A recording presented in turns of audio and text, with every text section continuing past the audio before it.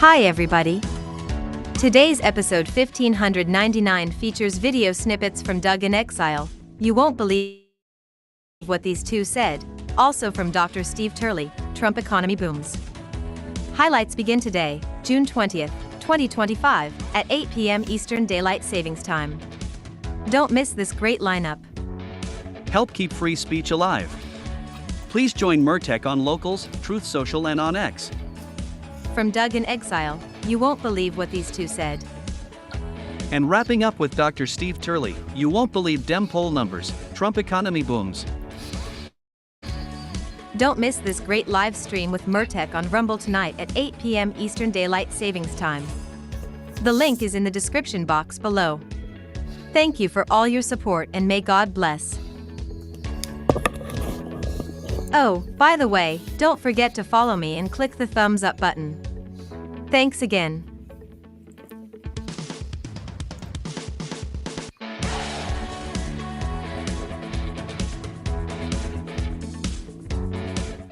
Hi everybody, this is John Murphy at Murtech.com with your daily news update. Okay, here we are on June the 20th, sorry about that. June the 20th in the year of our Lord 2025. I've got some good information for you here. Let's go ahead and click on Murtech on Rumble. Come over here. This is the video that you're watching right now. Let me go ahead and get into that. Okay, let me close out this live chat here and slide down here and click the Show More button to expand the description box. I have information from In Exile, Dr. Steve Turley, and I have a bonus from Wendy Bell. But I do want to go ahead and give a shout out here to you Digital Growth 0077. Just started following my channel. And Frick Pedo Joe Biden Let's Go Biden just started following my channel. Sorry folks, I don't pick these names. Mel K Show. So thank you folks for following me. I greatly appreciate that. I hope you're tuned in and I hope you enjoy the content. Okay, Mel K Show. If you notice, I shared a couple of her segments and started sharing her on Murtech.com, and I let her know on the video that I shared on Murtech.com. I let her know that that I am sharing her video, and she replied to my comment telling me thank you. Also, Debbie BS gave me a comment on my episode 1595 and also on episode 1596. Uncloudy gave me a comment on my episode 1598. Bonnie 926 gave me a comment on my episode 1589. And Debbie BS has been busy. She's had a problem with her computer, so she was doing some catching up here. She gave me a comment on my extra 380A, 380B, 380C, and Debbie BS also gave me a comment on my extra 381A and 381B, and you Digital Growth 0077 gave me a comment on my extra 384C. So thank you very much folks for your comments. I greatly enjoy reading your feedback and your support. So let me go ahead and give this a thumbs up. There we go. That's how easy it is. Got one of those thumbs up button right here. If you'd like to go ahead and click that, that would be fantastic. Okay, let's get into In Exile, and let's keep our fingers crossed that the audio is going to come through here. So let's get started.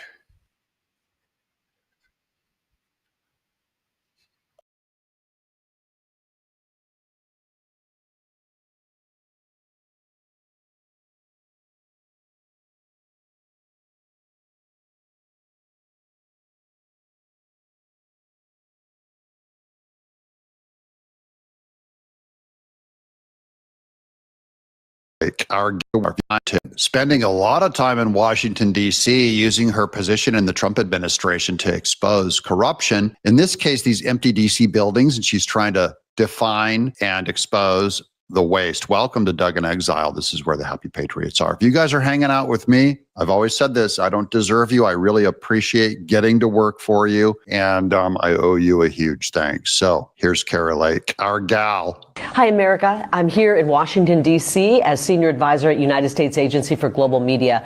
I'm working on behalf of you and President Trump and his administration. And I have been on the job for a couple of weeks now, and I'm horrified by some of the things I'm learning about this agency.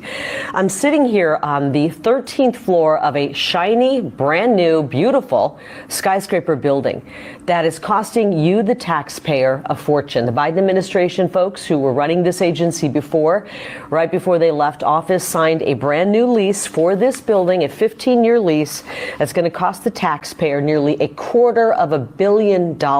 Here's the kicker. They already have a building that they're located in that is paid off, that they could have renovated or updated, but they chose instead to get us into a lease that's costing the taxpayer a fortune. I know that every one of you out there is working hard and parting with your tax dollars. You're expecting it to be used wisely, not misused and mismanaged. And I can tell you that this building is a colossal waste of money. This is what happens when you're spending other people's money. When you spend other people's money, you're just not as frugal. That's an old Milt Friedman's saying. That's why your government wastes so much of our hard-earned dollars. The way that we spend our own money, super frugal, super careful on value. So this is missing from in general, less spending by the government is always going to be good and produce better results than this. Take a look at what's in this building. Fancy conference rooms with wall-to-wall windows. There's 26 conference rooms, at least. That's what I've counted in this building. There are 4 bridges to nowhere, massive waterfalls, Italian marble finishes everywhere, leather furnishings, all of this being paid for by the American taxpayer. And it's not the only thing we've seen.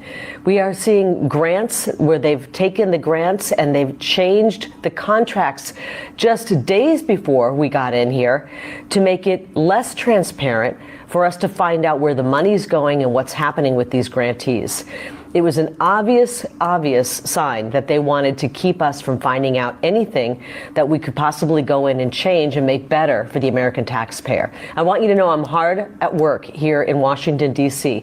I'm working to make sure that we are not being bilked out of our hard-earned dollars. And we're going to make sure we're doing everything we can to cancel contracts that can be canceled, save money, downsize, and make sure there's no misuse of your dollars. She's downsizing even her own department. She went in and fired a bunch of people and everyone freaked out because she went into even her own department and asked for less money. You'd have Kory Lake in Arizona instead of Katie Hobbs if Arizonans voted with a brain. That's just the blue Californians leaving California because they've already ruined it, and they go into Arizona and start swinging elections. Here's Mark Hemingway. She lost to Ruben Gallego. Mark Hemingway is one of my favorite guys on the right. Here's Ruben Gallego, likely to give birth any day, says Ruben Gallego, served pregnant wife with divorce papers. So Ruben Gallego says Republicans want to be pro-family, but they're abandoning new moms when they need to care the most. That was his tweet from 2 days ago.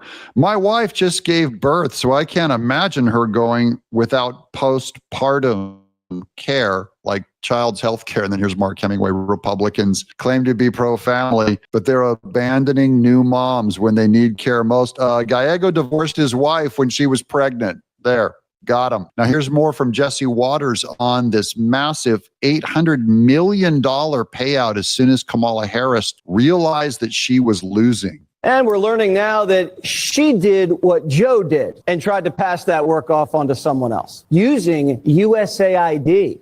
They wrote up a contract worth up to $800 million for consultants to find the root causes for them. But here's the problem. Walter Barnes III, the man who founded one of these companies that got the cash, was a known con man. He just pled guilty to a decade-long USAID bribery scheme. And the government knew he was shady for years, even before they gave him all the money. In 2023, the USAID Inspector General said Barnes lacked honesty and integrity.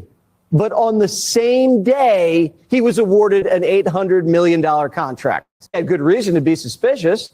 Over the years, Barnes secured big money deals by bribing USAID employees with pricey basketball suites, a trip to the vineyard, and even a down payment on a house. Isn't that nice? And once he got paid, Barnes burned through pallets of cash, doing everything but what we paid him to do. We reached out to Walter, never got back to us. No comment, Kamala Harris. They dumped so much money right as they were leaving the administration. They granted all these contracts, even to criminals. That's because Democrats do not respect your money. Now, here's Victor Davis Hanson with the positive results from the Trump administration on kind of a report card. Check, check, check of all the good things that Trump is doing. They keep talking about libertarian economics and free trade, but it's not fair. And we've wiped out these whole communities of working people.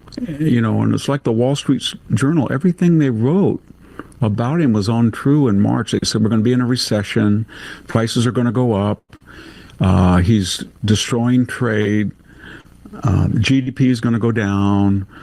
Income's going to go down. And you see the April report. He halved the trade deficit from 160 billion to 80. We have the lowest inflation in 4 years. Personal income's up. Personal savings is up. Energy costs are down. And it's because he's trying to think of ways to help the middle rather than just the Republican standard orthodoxy of, you know, kind of trickle down. And so he's trying to address all of these things that allowed the progressives to be powerful. And one of them is, he said, you know, we were easily caricatured as a party of the golf course and wealthy, and I'm going to transform the party into a national workers' party.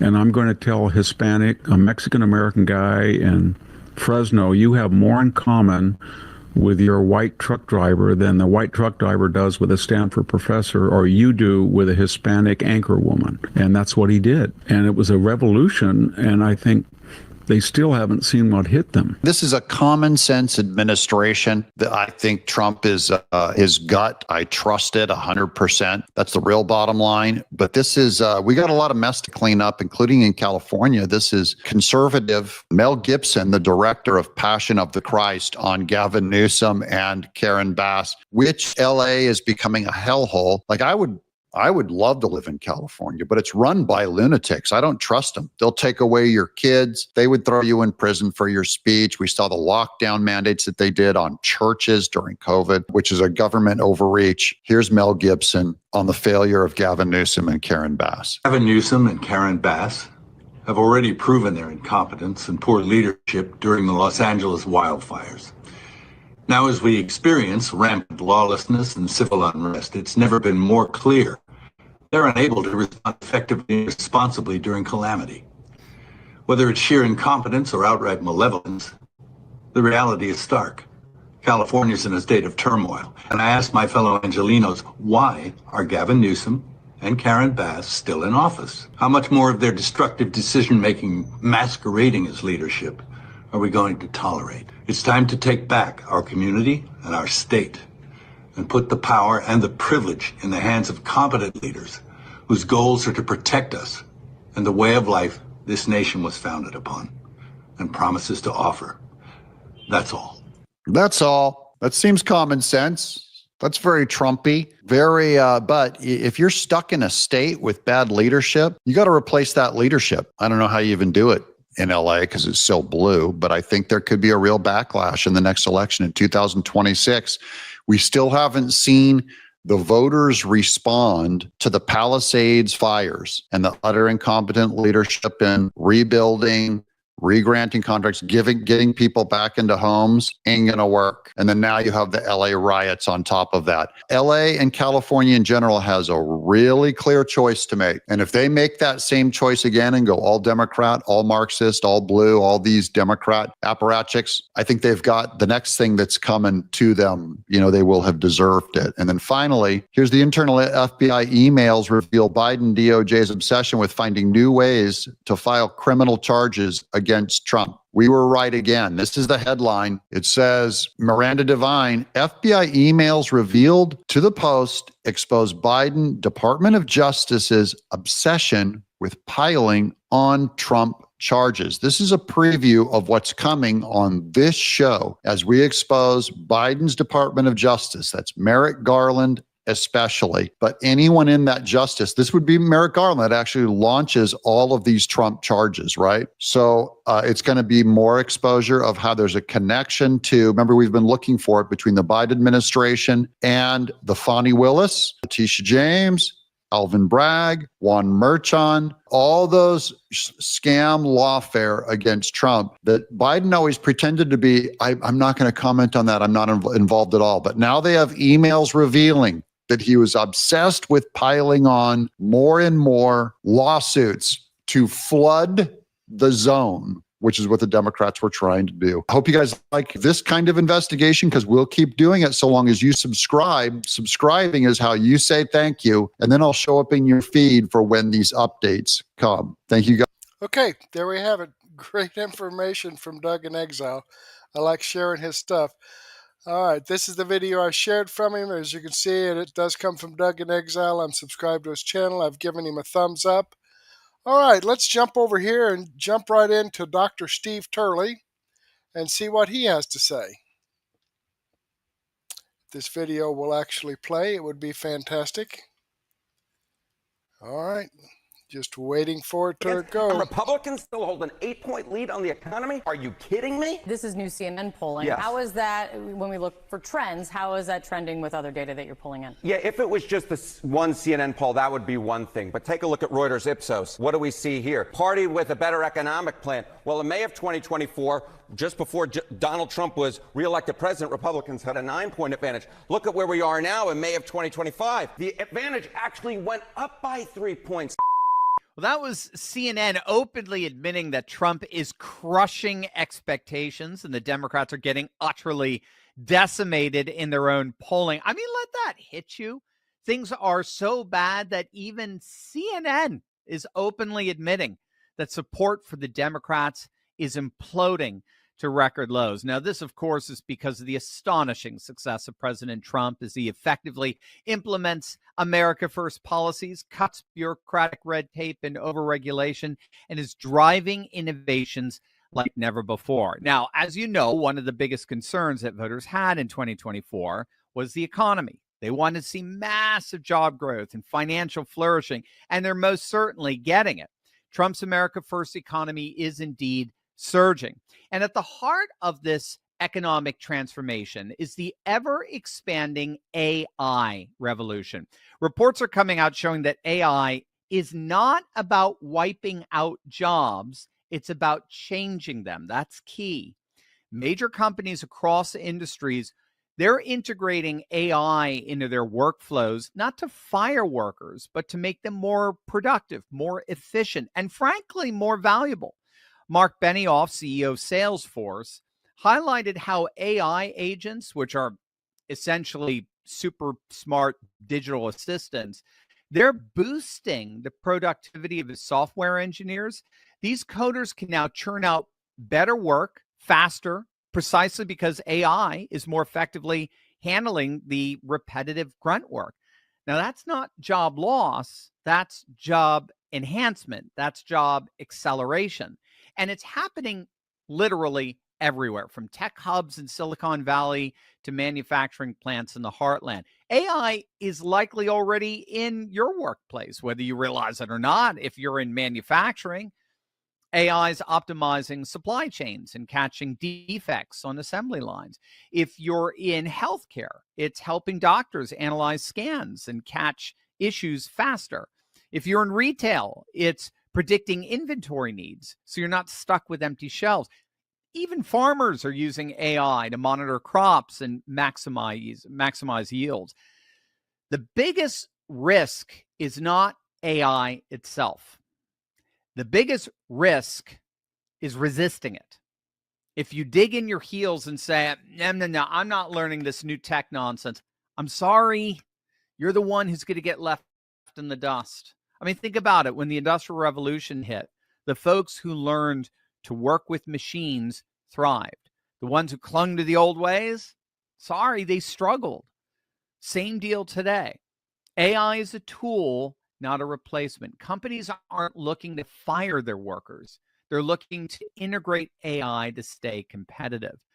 So if you're the employee who says, I can do my job better with AI, you're the one getting the raise, you're the one getting the promotion, you're the one getting the corner office. Now, let's talk about why this matters, particularly for conservatives. We're the folks who champion personal responsibility, hard work, and adapting to challenges. That is exactly what this moment calls for. The left, they want to scare you into thinking AI is some job-killing boogeyman so they can push for more government handouts, regulations, and dependencies. But we know better. We know that real Americans don't sit around waiting for a check. They roll up their sleeves and they seize the opportunities before them. AI is one of those opportunities. Look at the numbers. A report from McKinsey estimated that AI could add trillions to the global economy by just 2030, literally just a few years from now. And a big chunk of that is coming from American innovation. Companies like Salesforce, Microsoft, and even smaller firms are using AI to streamline operations, cut costs, and deliver better results. That means more profits, more growth, and here's the part I love, more growth means more jobs, not less, more. When businesses grow, they hire. When they're more efficient, they expand. Now, of course, it's true that some jobs are going to change. And if you're doing repetitive or more simple tasks like data entry or basic customer service, AI might take over parts of your role. But that's not a death sentence. That's a wake-up call. Those jobs are evolving into roles that require creativity, problem solving, and at least some tech know-how. But more than that, AI isn't just about individual jobs. It's about America's future. We're in a global race for tech dominance, and the stakes could not possibly be higher. China's pouring billions into AI, trying to outpace us. If we do not embrace this technology, we're handing them the keys to the future. By embracing AI, we keep American companies competitive, we keep our economy strong, and we keep our nation leading the way. So don't buy the fear-mongering. AI is not here to steal your livelihood. It's here to make you better at what you do. This is why we need to take charge of our futures and learn how to harness the power of AI. Well, joining me today to discuss the critical topic here and what AI means for you is expert entrepreneur Alex Albaron. Alex has already helped empower countless patriots and Turley talkers to use their skills and knowledge to build wealth and make a difference in the growing world of cyberspace. And he can do the same for you as well. More on that a bit later. Alex, welcome back. Great to see you again, my friend. You too. I'm ready to go campaign for Turley 2032. I'm ready. Oh, no. You and me both, man. I could see that. The Turley Albaron. Probably you're Albaron Turley. I'll back you up. You can take the shots better than I can. You've got some of that. You've got some of that martial arts expertise in your background. So, Alex, we've known each other for a while. You've been on the front lines of this rising digital age for some time. And you're seeing firsthand how AI is reshaping industries. Can you break down for us what's really happening with AI in the American job market right now? Sure. So I think with AI, you're going to have people, like you mentioned, lower level employees, things that will be entirely replaced. But then there's going to be employees or even just entrepreneurs that know how to manage AI. They know the right tools, they know how to increase profit, lower overhead. So there's going to be people that are on one side or the other. And I think if you look at something like even the iPhone or smartphones, that was a massive technological innovation maybe 15, 20 years ago. Like, oh my gosh, I can touch the screen, that was amazing. But that hasn't really progressed like 1 million X, because this is a physical device. There are physical limitations to how big or how thin or how amazing a smartphone can be. Whereas with AI, every single day, it's learning from all these millions and maybe tens of millions of people using it every day, feeding it data. So it gets smarter, it gets better every single day. So think of it like a car versus the railroad. Like we're not going back. right? Even with cars, they're like my kids eventually, God willing, they won't need to learn how to drive. Yeah. These cars. Hey, like Daddy, Tesla, did you actually learn how to drive these things? Yeah. Exactly. They're going to be in the back of a Waymo or a self-driving Tesla or something like that. So like this is not just the future. This revolution is happening right now. So like you're saying, it's an amazing opportunity, but it's a threat for people that just don't even try to embrace it even a little bit. It's really interesting how you focused right in on the characteristic that has come front and center in my research, and that's its infinite scalability. And this just seems to be cyberspace in general. This seems, you're on the front lines of this with your online businesses. When the old brick and mortar business is just so limited in terms of the way it can scale, whereas cyberspace, I mean, sky is literally the limit. The cloud is literally the limit for scalability. It's so many Americans are unsure. I was at the Bitcoin conference in Vegas a couple of weeks ago. I was walking the streets. I was actually doing a video, and a guy came up to me. He recognized me. He said, "I know you." He forgot my name, and I had to remind him. But we'll work on that. You're that guy from that thing. You're that guy. You're a YouTube doctor or whatever. And he just wanted to chat a little bit. His number one concern, Alex, was AI. He's like, I hope you do more videos on AI. And I feel really nervous about AI sort of like taking over the job market. There was a hopelessness to what he was saying. Now, of course, I tried to assuage that. But how much do you think this fear and concern is actually holding people back right now? Well, I think when you're doing anything new and there's a bit of uncomfortability, that's a synonym of fear, right? Because you're entering a zone, you're entering an economy and an environment that has never existed before, right? Where, like you're saying, you could start a business that's $1 million business with no employees with AI, right? Whereas I invest in real estate is a tried and true, stable, predictable, but it's unscalable. Like you can only rent out one single family house for so much. You can only raise rents so much. But that's apples and oranges. Whereas with AI and kind of the opportunity that's out there, it is uncomfortable. It's new, but it's also exciting. So I think it just has to be a little bit of a mindset shift where every entrepreneur, they're stepping into when they start a business, there's uncertainty, there's risk. You have to be a little naive to think, hey, I'm going to go brand new into this business and I'm going to figure it out. But it's optimistic at the same time. And so I think you have to shift your mindset from, again, hey, this is fearful, uncertain, uncomfortable, to opportunity, new potential avenues for growth. And so I think it's just more of a shift in that way.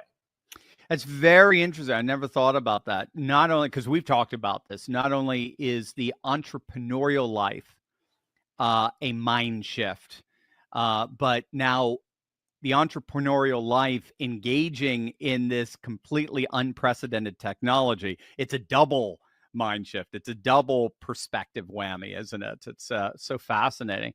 So do you think now I mentioned at the beginning that it seems like, there's some nefarious forces that are exploiting that fear and concern of the unknown, trying to convince people that AI is the boogeyman and to stay away from that. Would you agree that there's some political political opportunists who are trying to exploit those fears for their own gain? And how I mean, in many ways, if that's so, I mean, how is that being allowed to happen in many respects? Right. Well, if you try to make AI a fear-mongering sort of tool, you want big government, because you're going to say, just AI is going to just lay down, just bow down to AI, and let's make the government bigger so it can take care of you. Mm-hmm. Everything in life is about incentives. Right. Everybody watching can understand that. And again, if somebody is trying to make you fearful of AI, but not sharing that you could learn, you can have personal responsibility, right? They're probably from the other side and just trying to make government so big. And look at what's happening in California as we speak. There's so much overregulation. We're calling it blue tape now, not red tape. Right. I love it. The red side, we don't want tape. We want innovation and things to happen. But There's a lot of blue tape. There's a lot of things slowing down growth and innovation. So they just want you to fit in this box, and they want you to sit down and be a good boy, be a good girl, and the government's going to take care of everything. Right. So that would be the only, again, incentivization for somebody wanting to make AI a fear-mongering sort of thing, which, of course, anybody watching this video, they look at that and it's not for them. Right. I'm going to go ahead and pause that there. Now, I've talked about AI, and I have some concerns with AI. I mean, we've had artificial intelligence actually for quite some time. Think about your GPS system. Okay, I use that all the time. Okay, and it takes the data that's out there and tells you, I mean, you can say the shortest route or you can say the quickest route. And there may be other options that you can take.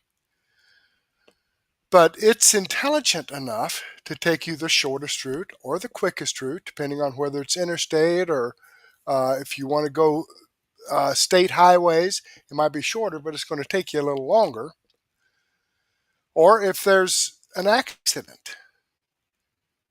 In some cases, it will detour you around. If there's an accident on the interstate, it's going to have you get off the interstate and take some of the highways, state highways, until you get past that accident and then get back on the interstate. If you happen to make a wrong turn, it knows that and it tries to direct you back to the correct path. Now, if that's not artificial intelligence, explain to me what AI is. Now, I don't have GPS on my phone because I think there's enough things that's banging on my phone, pinging my phone to find out what I'm doing. I mean, you've heard the stories before about how you talk about maybe getting a dog and then all of a sudden dog food commercials. Or you plan on taking a trip and then you get these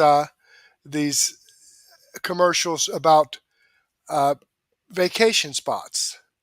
So, there's enough, like I said, pinging on my phone that I don't really have GPS on my phone. I have a GPS box. I don't think that whoever is monitoring my phone is needs to know where I'm going. Okay, even though they probably do anyway. Even though I don't actually physically have GPS on there, I'm sure that if you think about it, folks, the government or whoever knows exactly what you're doing. So, there's so much going on. If you happen to do something that's, not quite right, there's probably not a problem with that.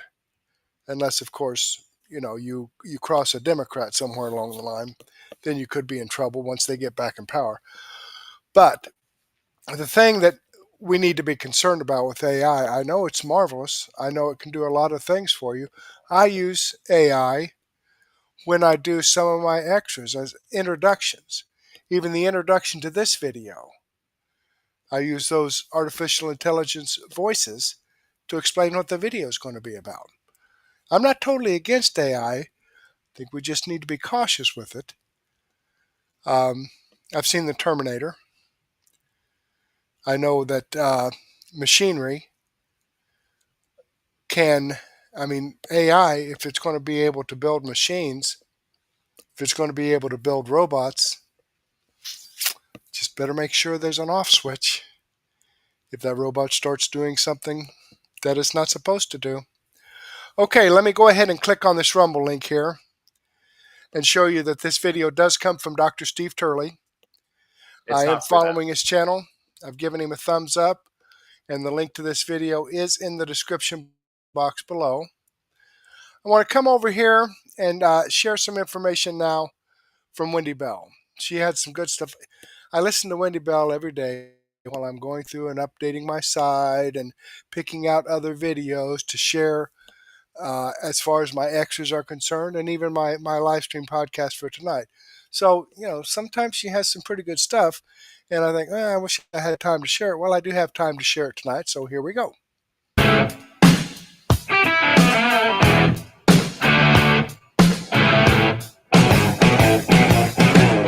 I think the thing that is so alarming, welcome back to the Wendy Bell radio program, alarming to me is I dislike a lot of people. I say often I hate everyone, and sometimes I feel like that. But there are very few people who I would get behind hurting. Very few. The callous and indiscriminate way, the depravity and the desperation of some people on the left to stay relevant, to stay in power, to grasp at any kind of traction, the indiscriminate way they put people in harm's way is disgusting to me. And at the tip of the spear right now would be your ICE agents, Immigrations and Customs Enforcement agents. There's an exclusive report at Breitbart.com this morning. ICE agents now face 500% increase in assaults while trying to arrest illegal aliens. That's on purpose. They will do anything to keep the people here to be counted. It is all about the math. Here's your story. The 500% increase in assaults as they attempt to locate and arrest illegal aliens living in the United States, DHS data has yielded. Today, the Department of Homeland Security released this new data revealing that ICE law enforcement is facing this huge 500% increase in assaults while carrying out enforcement operations. Tricia McLaughlin, the DHS Assistant Secretary, saying this. She pointed to the recent arrest of Roberto Carlos Munoz, an illegal alien and convicted child sex offender who dragged an ICE agent 50 yards with his car as he attempted to evade arrest in Bloomington, Minnesota. Just this week, an ICE officer dragged blah, blah, blah. McLaughlin also called out Democrats, including Hakeem Jeffries, Boston, Massachusetts Mayor Michelle Wu, Governor Tim Walz of Minnesota, LA Mayor Mayor Karen Bass, for their seemingly threatening statements against ICE agents. While Wu and Walz have compared ICE agents to Nazis, Jeffries made threats against agents by stating he will work to expose their identities. In fact, it's a great foreshadowing of what's on tap, because you will not even, yeah, you will. You'll believe it, because we tell you this every single day. We tell you how depraved and desperate they are every single day. They don't care about kids. They don't care about grandparents. They don't care about police. They care about staying in power. Every single ICE agent who is engaged in this aggressive overreach are trying to hide their identities from the American people. Well, they'll be unsuccessful in doing that. This is Hakeem Jeffries, the Democrat leader in the House of Representatives. Every single one of them, he said, no matter what it takes, no matter how long it takes, will, of course, be identified. Now, why isn't Hakeem Jeffries interested in identifying Alexander Alfredo Palacios Guevara, a gang member, a convicted multiple murderer? He didn't kill one person. Multiple murderer, child rapist. Why isn't Hakeem Jeffries ever angry about those people? He's worried about the agents, the law enforcement officers, whose job is to do what a landslide of Americans elected Donald Trump to make sure happen. Get dangerous people off of our streets and out of our communities.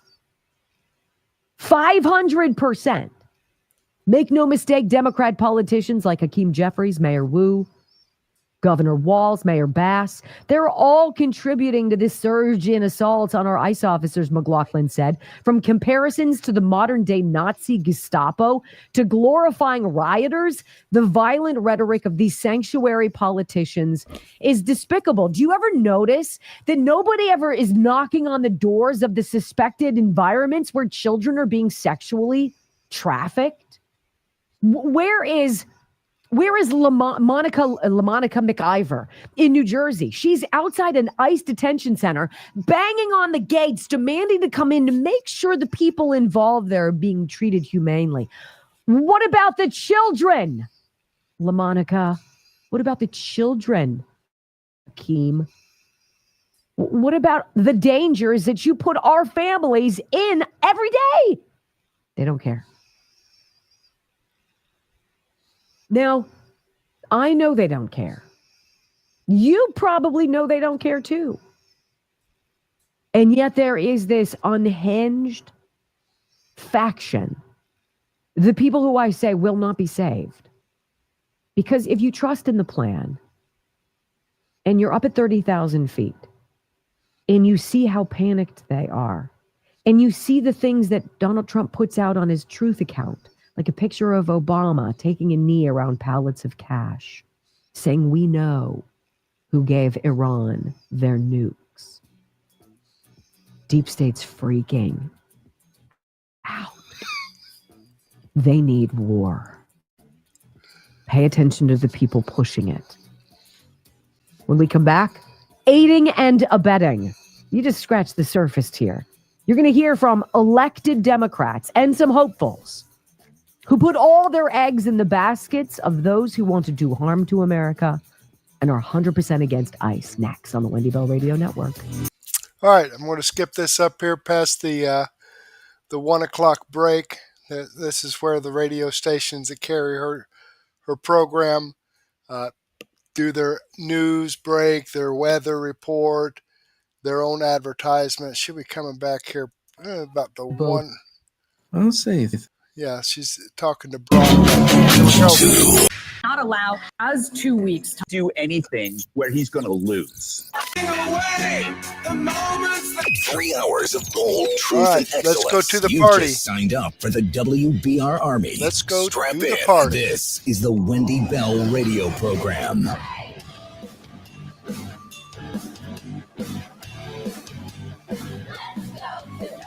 Welcome back. Hour number 2 of the Wendy Bell Radio program is official. The degree to which some Democrats in positions of power will go to sound stupid, to tell overtly the people who they're apparently supposed to be serving that they don't care about them, that they're putting their eggs somewhere else, and the eggs are in the basket of illegal immigration, right? The degree to which some of these clowns will go is truly, truly baffling. And I have to ask all of you who are stumbling upon, perhaps you're driving in an area and you've come across this radio program and you're thinking, well, wait a minute, I'm a Democrat. I'm not for everything that they're doing, but I like what Democrats stand for. Do you really? Do you stand for terror? Do you stand for Iran? Do you stand for Hezbollah? Do you stand for Hamas? Do you stand for the Houthis? Do you stand for the bullying and the blackmailing of innocent people without any degree of concern about collateral damage, which affects you and me, by the way?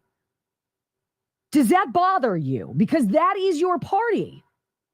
That is what you guys are all about right now. It's not about good schools. It's not about bringing down prices. It's not about good paying jobs. It's not about security.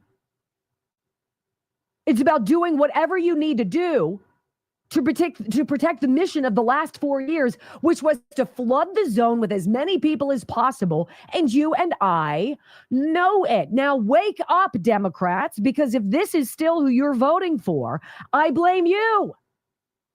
Every single one of you in my neighborhood who used to have riding with Biden and stupid Kamala signs, who are flying the American flag upside down because you are too stupid to see how much you've been brainwashed.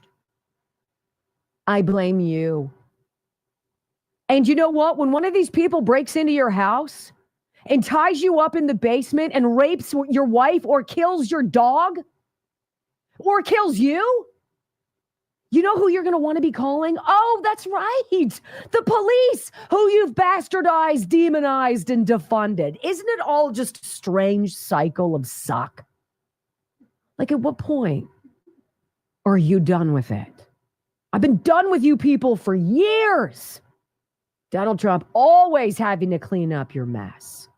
Always. And every day as the calendar page turns, there's some new plot to foil whatever it is that Donald Trump says he's doing, even though what he says he's doing is good for America, because it's America first, because it's making America great again. The people who don't like that, they are your enemy. They are. You guys hear this story of this Nashville Democrat, this mayor guy, Freddie O'Connell? What a piece of work this whack job is. So he's under FBI investigation right now for aiding illegal aliens. Sort of like that judge, right? Who was tipped off that there were ICE agents in the hallway. And so she allowed a criminal illegal in her courtroom to escape through a back door. And then the left was aghast. This is outrageous. They arrested a judge? She's a filthy dirtbag who hates America. Any questions? Well, let's learn about this guy. Fox 17 News in Nashville. This is interesting. I've got some audio of this. In fact, this is the reporter. Her name is Karen Aguilar. ICE agents say posting names endangers them. Nashville mayor says the real problem is masking. Did you hear about this whole issue? Well, the mayor's office is releasing the name of ICE agents. Isn't that a nice thing that he did? The mayor's office? Now let's just get those out there. Let people know. Let people know. Plant the seed. Sort of like the Brett Kavanaugh lunatic who picked up the bait. All you need is an unhinged lefty. And if you're looking around America's cities, I mean, there's a lot of them marching. The mayor's office releasing the names of ICE agents has brought scrutiny from GOP lawmakers, DHS, and ICE over the concern that it endangers federal immigration officers who are already seeing a 500% uptick in assaults as they try to make their arrests. And here is this limp-wristed weasel, pasty-face, goofball, man bun probably, kayak in the garage, skinny jean wearing, whatever, what's the electric vehicle, Prius driving lunatic who's like, well, we really didn't mean to dox the ICE agents, but it was part of already public record and, it just happened. So, oops, sorry, we didn't mean to. It was kind of a mistake, but whatever, it's no big deal. I want you to hear this exchange between the reporter and this mayor saying, you realize that you're putting these people and their families in danger. And you're doing that because that's why you released their names. And the mayor has a very difficult time weaseling out of it, to the effect that some staffer shoos all the reporters away and tries to grab this mayor goofball, what's his name, Freddie O'Connell, and get him out of the spotlight. Listen. So if it doesn't put them at additional risk, why did your office decide to remove the names? It wasn't an intentional process. We've had primarily using local departments. We've had multiple people whose names have been there, but again, this is something new. We're reviewing it. We've obviously had some concerns from DHS about release of those names. They would still be discoverable, but that was not an intent of the executive. Do you understand the concerns of DHS when they're talking about endangering federal immigration officers by posting the names? I understand the concerns, but it's not a process that I would characterize as doxing. It was an unintentional release of names that were already part of a public record. So would you agree with them that releasing the names endangers them, or was it just to kind of appease I wouldn't HSI? say it was an endangerment process. I would say they may have some concerns. I'm far more concerned about the overall dynamic we have about unmarked, unidentifiable, masked people whisking people into vehicles. I think that's a bigger concern. Okay, and thanks, everybody. Thanks, everybody. I have more of a concern about masked people whisking folks off the street and into vehicles. That is the talking point. That all of a sudden you're going to disappear. You know who's not going to disappear? People who didn't break the law to get into our country. I just want to make sure we're all on the same page. Well, now, not to be outdone, Here's Andrew Cuomo. Why this guy is even a figment of anybody's imagination after being such a dirtbag governor and doing what he did to lie about nursing home deaths because he's freaking responsible. They gave him an Emmy Award. What? He's in the fray. He wants to be New York City's next mayor. Oh, here's his audition. We're seeing democracy shredded all across this nation. We're seeing one disturbing scene after another. If you notice, we have federal law enforcement agents who now wear masks covering their face. Why are they wearing masks? If they're operating within the law, why are they wearing masks? Why are they wearing masks? Well, it was funny because I have a flashback. I kind of remember, and it doesn't seem like that long ago, when then Governor Cuomo waved his little magic wand of emergency powers. Remember this? I'm going to issue an executive order that says all people in public must have a mouth and nose covering, and they must wear it in a situation where you cannot or are not maintaining social distancing. Oh, so you're for masking if it strips people of their rights to actually breathe freely, right? And if actual science, which was bunk on it from the beginning, is debunked, right? You still want masks then, but if it's for ICE agents, take them off. Nice job, Andy, sounding good. Do you understand now what we're up against? This is what they want. Chaos in the country. Smoke blowing all over the landscape. You completely confused, like, ow, it's in my eyes. I can't see. What's going on? Wait, these people want us to bomb Iran? What? When did that happen? It's the play. How far are they going to go? It wasn't enough that they took away the rec centers for your children in inner cities. Hi, Michelle Wu. How you doing, sweetie bug? Yeah, you did that in Boston. We remember. And so did the black voters there who got the squeeze so that their rec centers could become temporary holding facilities. How about the schools that you infiltrated? We remember you pushing our kids out of the way too for that. How about the late night, early morning transfers, the flights from the border into the interior of the country? Shh, don't say anything. How about all the people you might have noticed at your local grocery store or Walmart who you know are not from this country, but still have pile high carts full of stuff that we're paying for every single time coming and going? You are last. President Trump believes in America first. How do you choose the left ever? When we come back on the Wendy Bell Radio. Okay, I'm going to go ahead and pause that. It's like, how can you argue with what she's saying? How can you possibly argue with what she's saying? She's so right on the spot. Okay, let me click on this Rumble link and show you that this video does come from Wendy Bell Radio. I'm following her channel. I'm giving her a thumbs up. I hope you do the same thing for me. Okay, let's get back here to the description box of this video that I'm sharing with you here, or live streaming. We have another bonus from Gateway Pundit. All right, breaking: President Trump calls for special prosecutor to investigate 2020 election fraud. Isn't that interesting? I've been saying since he got elected, actually, before he took office, this is one of the things that they are going to have to take care of. It's still within the statute of limitations. It's been only 5 years ago. I believe the statute of limitations is like 7 years. Okay, so if they start investigating people and start indicting people, it's still within the statute of limitations. They've got to fix this election fraud, or the same thing's going to happen again that happened in 2020. We're going to get an illegitimate president in office, and they're going to try to frickin' wreck everything, because that's what Democrats do.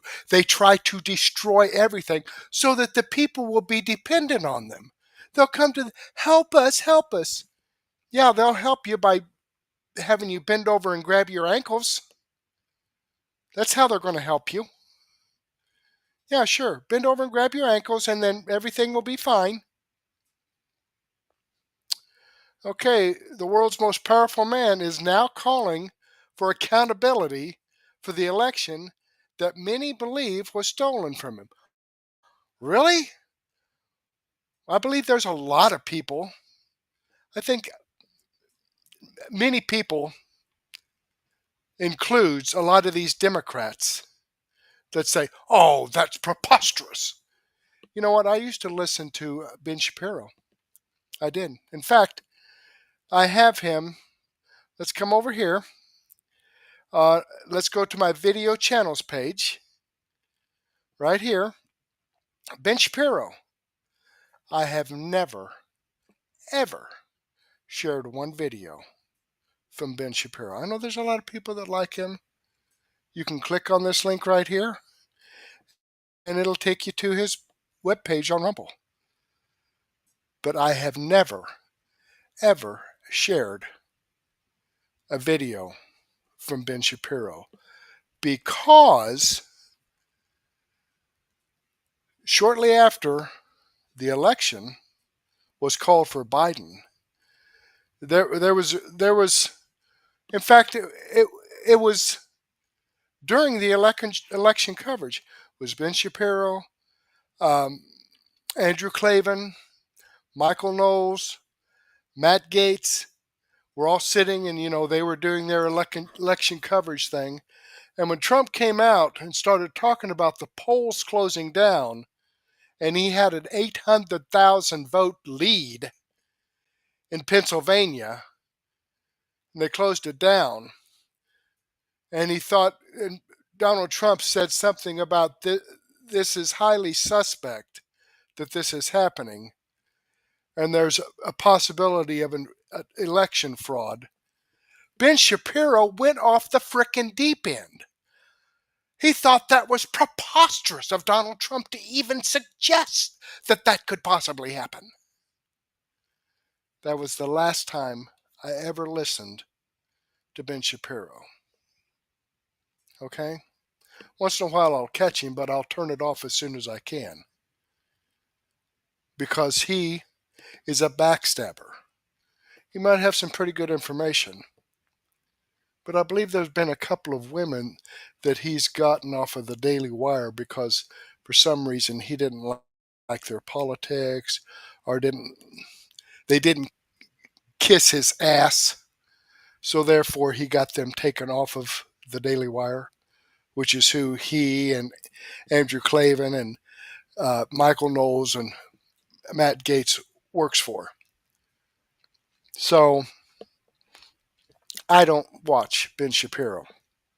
And there are other people that say that it was preposterous for Donald Trump to suggest this, but they know down deep in their hearts and minds that that election was stolen. I've got one more thing that I want to show you here. Getting back here on Mertech.com, my historical facts page. Okay, let's go over here. This is a short little video here. This video was created in December when they were investigating Georgia. And this is just one example. Okay, other examples are there were 200,000 more votes cast in Pennsylvania than there were registered voters.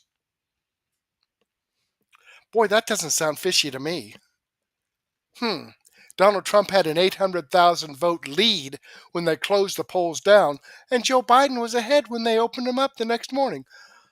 Magic! With 200,000 more votes cast than there were registered voters. Let's take 2,500 and he is talking about the illegal vote. 2,506 felons voted illegally in Georgia.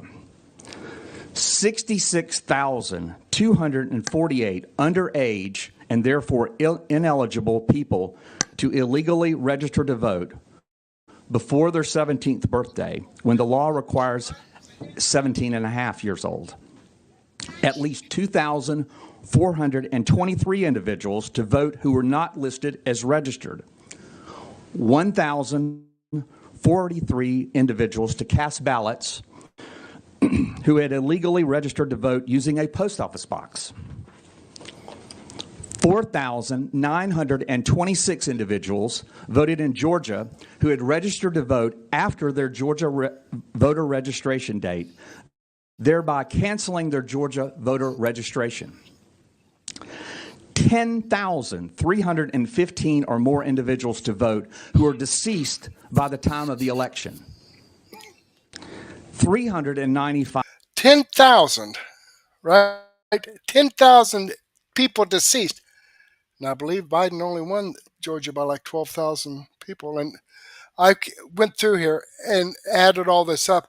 This is like 160,000 votes, illegal votes, illegitimate votes in Georgia.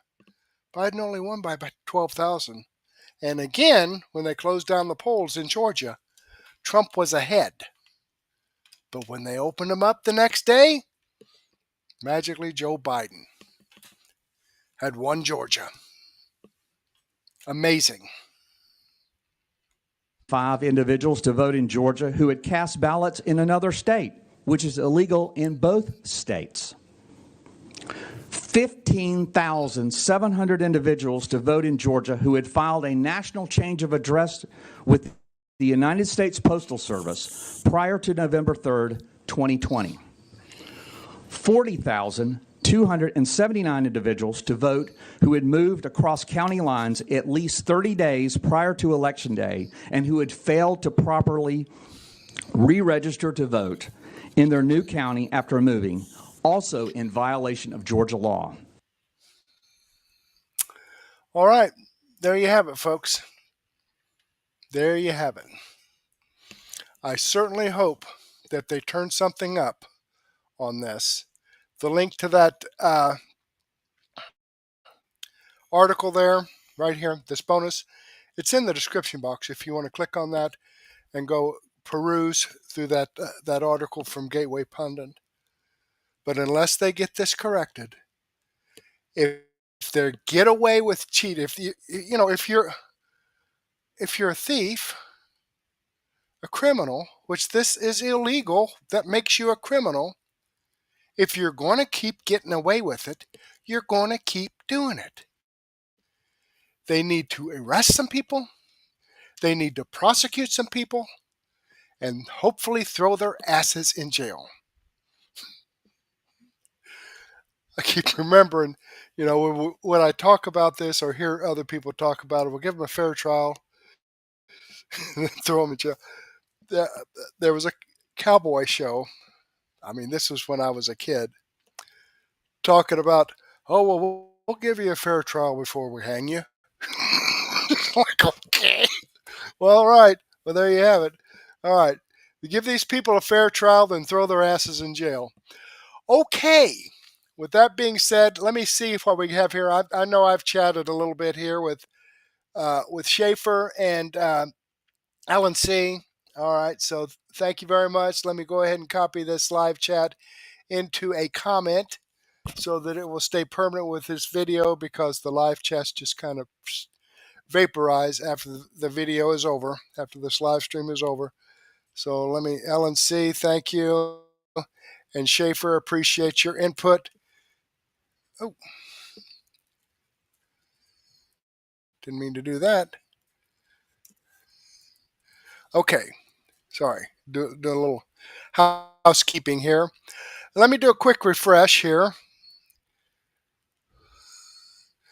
Okay, the situation is, I've had 174 people look at this video so far. I've got 23 people watching right now as I speak, and I've got 3 thumbs up.